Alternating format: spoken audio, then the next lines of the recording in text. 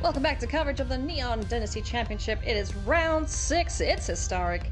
I'm Ailey Loney alongside Mani Davuti, and I'm looking forward to this matchup. It's kind of similar to the one we cast last, but Orzhov Auras this time up against the good old Phoenix. What do you think about this Similar, matchup? but also a little different for sure. Yeah, we did see it last time, and you know, Auras is pretty good against Phoenix, but if you have those awkward draws, you can really struggle. And hopefully, in this game for Aaron, he finds a bit more creatures than Seth did in the last one. Let's hope so. Now, between the two builds, the Orzhov and the Azorius Auras, which one do you think has the slight edge this weekend? I typically like being the player that brings the discard spells, so I like being on Orzhov, having Thoughtseize, Inquisition of Kozilek. I think they go a long way in helping the deck. But a lot of players opted to bring Azorius, so maybe they know something I don't. Well, let's see how Aaron Gertler does here. Ideal start for him. Black mana into Thoughtseize is going to take away Expressive Iteration, which has proven to be an absolute powerhouse in the formats that it is viable in. So, looking forward to seeing how this game shakes out. Light Paws, Emperor's Voice, sees that the way is clear, so that powerful legend down on the battlefield. Yeah, the pressure from Luis is not negligible, but what really matters for Aaron is making sure this light pause survives. So he gets rid of the card draw spell or card selection spell from Luis that would potentially find him an answer faster to light pause, because we see the hand from Aaron. This light pause is going to get out of hand very quickly. So all he wants to do right now is make sure that he buys it an extra turn, two, just to get these auras on it. Gonna start things off here with the Rune of Sustenance. That's gonna trigger Light Paws. And she's gonna go and fetch something from the deck. Ooh, all that glitters. I was wondering if he was gonna go for Kaya's ghost form perhaps, but no, he's just going all in. He's like, I'm gonna make this cat jai freaking enormous. Or is it a fox? I'm not 100% sure now. Whatever it is, it's big. And It's I a think fox. that's the big thing that matters, because you want it to be safe from damage-based removal. You do see 2 more copies of All That Glitters in Aaron's hand, and because Light Paws goes and gets auras that you don't already have on the battlefield, you get the All That Glitters that you have more copies of out of your deck. You make this huge next turn and still have the ability to go get another named aura out of your deck. Also with a SRAM in hand now, we're gonna see some extra card draw. There's a Kaya's ghost form, so got protection spells, we're gonna grow a couple things. This is a very, very good start for auras. Aaron needs to do some math, because this All the Glitters can go get a Glaring Aegis, tap the Stormwing entity, and he might just be able to lethal Luis this turn, actually. Yeah, this is insane. That's just game. He's going for it. He's gonna tap something. That's an 1820. What? We're still getting one more aura. Hold on, Ailey. Yeah, wait, okay, more. We're adding a bit more stats to it. Yeah. For style, all right? Yeah. 22. 22. Oh, goodness me. That was gross. That was a game of Magic. That was definitely... I think so. I'm pretty sure that was a game of Magic. No, I can see why people aren't too crazy about this carded Commander, because that's just boom, Commander damage done. Yeah, and goodness. that's the power of this Auras deck. When you have one of these 2 drops, and specifically Light Paws, which is the slam dunk new addition to the deck, it has really re-sparked its popularity. You can just sort of close out the game just like that when your opponent doesn't have an answer, and that's exactly the type of hand that Aaron was hoping to see from Luis with that turn 1 Thoughtseize. Yeah, that one, oh, wow. I mean, I'm kind of with you on the preferring the Orzhov version of it, and Maria as well said that, this is her go-to. Just having that hand disruption available in a format that's as fast as Historic can be, it's crucial. It's just getting that information, knowing that the way is clear, and not umming and ahhing about, oh, should I play this, that, or the next thing. It's a great addition to the deck.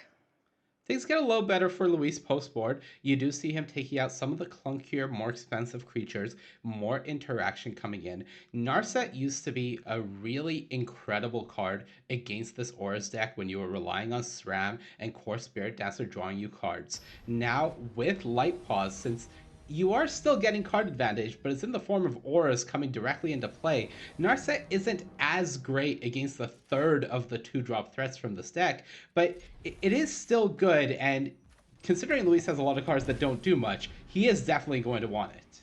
For sure. Gonna kick things off here with a Steam Vents untapped. So just threatening some removal there. Ooh, hello. Esper Sentinel's a good thing to get rid of, but we're gonna opt here in response while that's on the stack so that there ain't no tax to pay.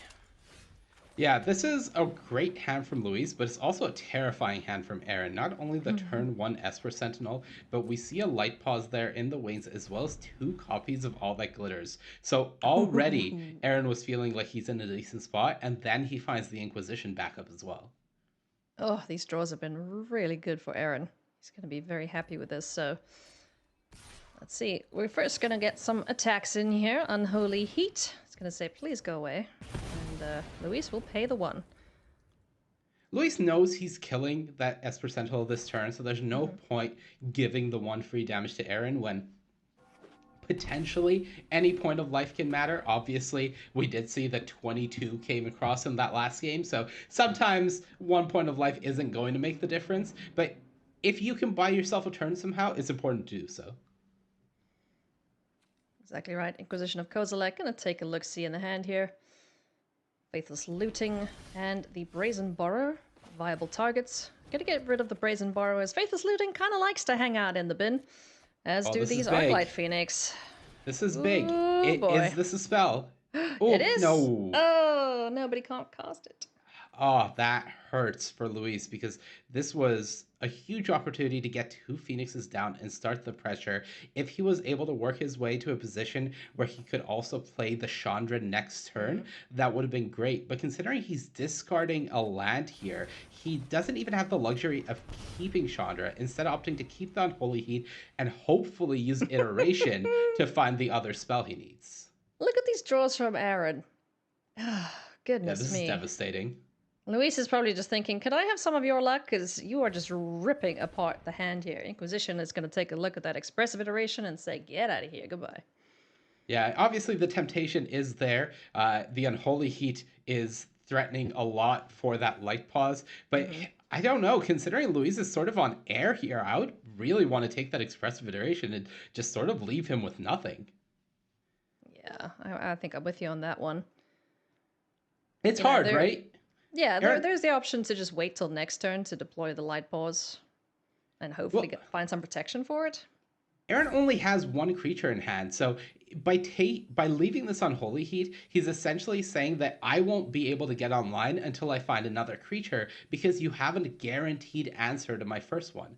But the flip side of that is by leaving Luis with the iteration, the odds of him finding more removal or getting these Phoenixes into play is just so high that both options are equally good and bad here. Yeah. But knowing that there are 2 Phoenixes in the graveyard and no way to deal with them right now, you know, I think that getting rid of that expressive iteration was the correct decision there, so... You have to force the issue, and now Luis equally forced to deal with this light pause when Aaron sort of blinks first, if he does, because Luis would prefer to save this Unholy Heat to bring Phoenixes back and remove something, right? So he's going to be a bit more patient with it, but Aaron at any point can force it, so he has all the power here, essentially. Certainly does. 2 All That Glitters, Kai's Ghost Form. Also the option to bring Luris to hand this turn. Just, you know, play it slow, take it easy. Yeah, Aaron working with full information here. He forces the issue with the Ghost Form and gives himself the option to shock the Godless Shrine and put the Luris in hand, which with a land means that he could go Luris Light Pause next turn, or without it, just play Luris, put the Ghost Form on it immediately to protect your Cat Nightmare, and then just put some All That Glitters on Luris. Nobody said that you actually have to put your auras on your 2-drops. No, I mean there's nothing saying that, you know, it's auras only for 2-drops. This is rough for Luis because, yes, he has these Faithless Lootings, but he's not really going to be able to keep cards in hand. And if he just plays the Consider here, he doesn't have the resources to play a 3rd spell. So it makes sense for him to maybe sit for a turn and try to get those Phoenixes back. But I fear it might be too late from this exact position. Yeah, being able to cast Light Pause from the graveyard, SRAM in hand now too, so that's just multiple extra cards being fetched from the library here for Aaron Gertler. Yeah, many options available. He could go Light Paws, play the All That Glitters, go and get a cartouche of Zeal from his deck. But I don't think it's quite lethal, even with the haste. So, really considering how do I make the most of my resources without overextending into something that Luis potentially has.